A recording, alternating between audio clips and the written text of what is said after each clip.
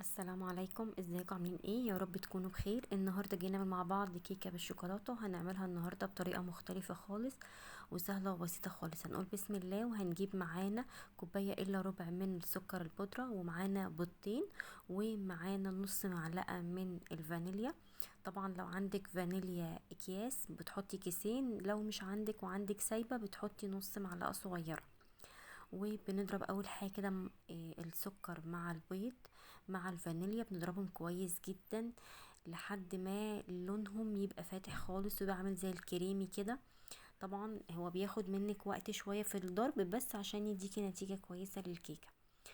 الكيكه بتاعت النهارده يا جماعه عايزه اقولك يعني سهله خالص، مقاديرها بسيطه جدا، اقتصاديه قوي، يعني ما فيهاش اي تكلفه خالص. وليها بدايل كمان، يعني انا هقولك لو ده مش موجود عندك ممكن تستخدمي البديل بتاعه ايه. زي ما انت شايفه كده احنا بنفضل نضرب السكر بالبيض بالفانيليا لحد ما لونهم يبقى كريمي وفاتح خالص قوي كده. طبعا الخطوه دي مهمه جدا، بتخلي معاكي الكيكه حلوه قوي، وطعمها بيبقى عامل زي الجاتو كده. بجد تبقى هشه وجميله قوي.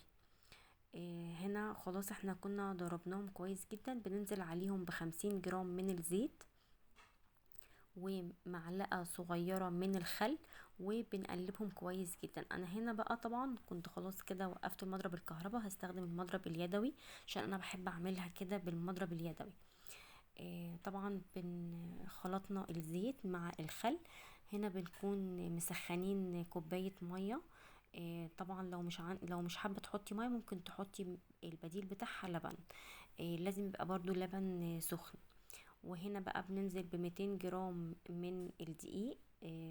بتكوني نخلاه كويس جدا، بتنزلي ب200 جرام من الدقيق ومعلقة من البيكنج باودر، او باكت بيكنج باودر. لو عندك اكياس ممكن تحطي كيس. ومعانا 3 معالق من الكاكاو الخام.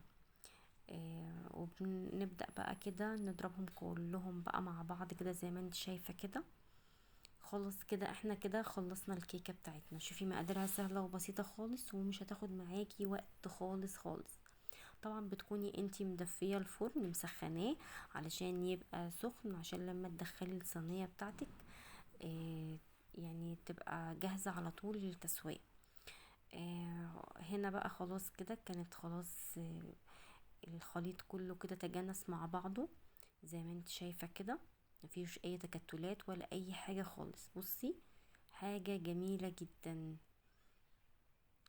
جربي الوصفة دي هتعجبك جدا. صلوا على النبي يا جماعة عليه افضل الصلاة والسلام. واللي مشتركش في القناة طبعا فضلا وليس امرا يشترك في القناة ويفعل الجرس عشان يوصلك كل جديد احنا بنقدمه.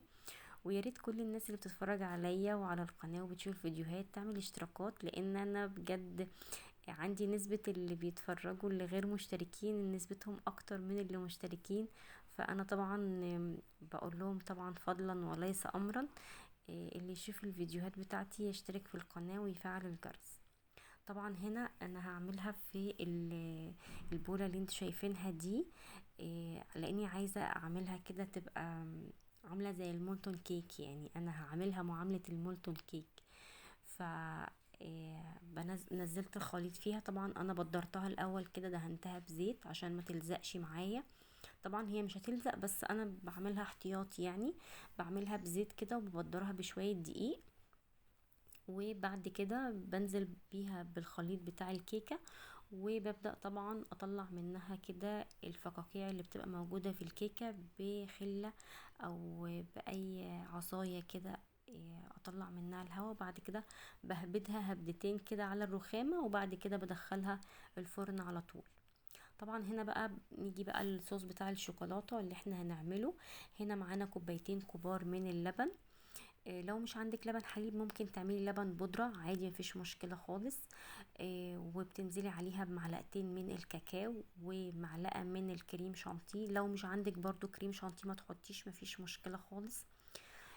ومعانا نص معلقة كبيرة من النشا. ومعانا شوية كده من الشوكولاتة الخام، يعني بمعدل مثلا 20 جرام او 25 جرام من الشوكولاتة الخام. وطبعا معلقتين كبار من السكر البودرة. ومعانا معدل 15 جرام من الزيت. وطبعا بننزل كل ده بننزل بيه مرة واحدة كده، وبنفضل نقلب على النار لحد ما الخليط يبقى معانا، يعني زي ما انت شايفاه كده. آه، حلو قوي، جوسي كده، وبصي اللمعة بتاعته، وسايب كده طعمه، عايزة اقولك طعمه رهيب رهيب. جربي وصفة صوص الشوكولاتة دي، انا هبقى اعمله لكم لوحده كده في فيديو.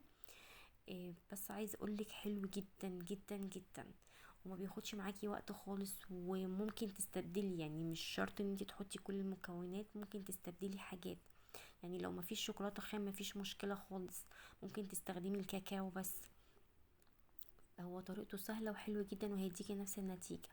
هنا بقى انا كان عندي كده شوية شوكولاتة كده بشرتهم، نزلت عليهم بس كده للتزيين، بس عشان يدينا شكل كده. طبعا انا نزلت بالصوص كله كده عليها. بصي انا زي ما انا قلتلك في اول الفيديو، انا بعملها معاملة المولتون كيك، عشان تديني الشكل ده. وعايزه اقولك كان طعمها حلو جدا جدا، جربي الطريقه دي والوصفه دي، حاجه حلوه للولاد وشكلها حلو جدا لو جالك ضيوف او حاجه. وعايزه اقولك متاخدش وقت خالص خالص. ويا رب كده الفيديو بتاع النهارده يكون عجبكم، ويا رب